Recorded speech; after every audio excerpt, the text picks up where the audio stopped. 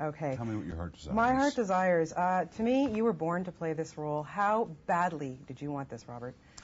Well, not so bad that I was going to be desperate, but I was begging a little bit. I felt like I was supposed to do it. And when you feel like you're supposed to do something and it doesn't work out, it can be heartbreaking. That said, it's only a movie, but to me, it was a little bit more. How much did you connect with this guy on a personal level? It's funny because in some ways we're nothing like each other, but I think this idea, as many grown or ungrown men can relate to, you have these series of events that cause a change inside you, and it's so mythologized in Tony Stark that it kind of gives it enough distance that you feel safe to really express it, you know. There's so many cool aspects of Tony Stark, no question. But boys and their toys, we have to talk about that Audi R8. Oh my God. Getting behind the wheel of that car, what was it like? That car is somehow or other street legal, and it's one of those mid-engine cars like a Ferrari.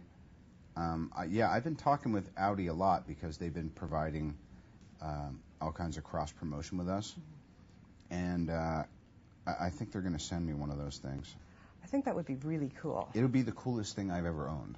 Is it even cooler than the Batmobile? Well, I want to say that unlike the Batmobile, you can actually go buy one. Yeah, it is. So cool. It was really neat seeing you. I was very jealous. So you're that kind of gal. I wanted to be. You'd be down with snapping around in an R8. I would totally sit next to you in that car and drive with you. Jared's a lucky boy. Mom's a gearhead.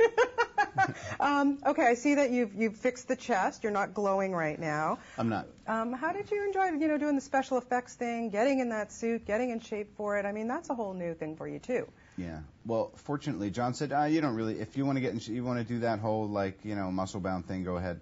I think I should just train so I can actually make it through the shooting of this movie. Every day I'm wearing this thing, or I'm doing this, or I'm pulling myself out of wreckage, or I've got this contraption on my arm, and even if it's 12 pounds, once you've been holding it up like that, it's kind of like doing some Bruce Lee isometric exercise. I didn't want to embarrass myself, and I wanted to see kind of how far I could push it. Yeah. What was it like getting the thumbs up from Stan Lee saying, yes, Robert Downey is my Iron Man? It was a big deal.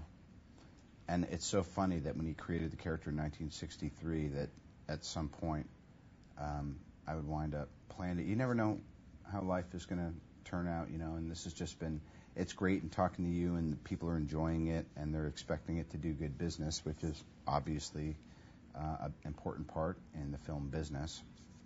It's cool. A huge challenge for you, this one, especially for the fact that there are so many comic book fans out there. Right. Do you have that kind of pressure on your shoulder, or you just take it on like any other role? I take everything kind of like everything else, but when the stakes are high. When you're playing for a Super Bowl as opposed to a, postseason game. So, yeah, there was a big weight on John and I to get this right. Well, you totally got it right, and I cannot wait for Tropic Thunder. My goodness, yeah. That must have been a blast, John, just getting through that. Yeah, well, I'll be back at the end of the summer to talk to you about that. Yeah. I've decided I'll open and close the summer this year. I think you should do every single movie that's ever made, because you are by far my favorite actor in the world. Oh, you're sweet. Oh, you're fantastic in this. Thank you so much for such a great movie. Thank Great you. talking.